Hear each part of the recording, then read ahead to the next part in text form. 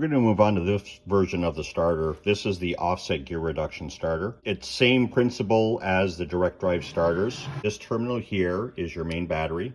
It is case ground, so it grounds through the mounting bracket. This terminal here is your signal terminal, which energizes the starter and makes it crank.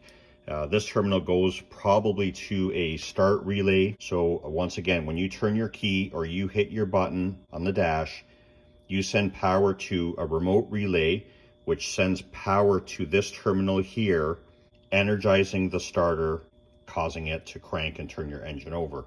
Just like the other direct drive starters, you need to make sure that you have good battery voltage on this terminal, your main wire to the battery. Also need to make sure that you don't have any rust. A lot of times we see these come in and they're very rusty here, to the point where I've seen sparks coming out from where the starter mounts to the bell housing. So you got to make sure this is very clean and your mounting bolts are clean to make sure you have a good ground. This one here too, if you don't have a good battery voltage to this terminal, it will cause all kinds of intermittent no start problems. So you want to make sure you always run it through a good relay or solenoid and have very good power here when you go to energize this starter.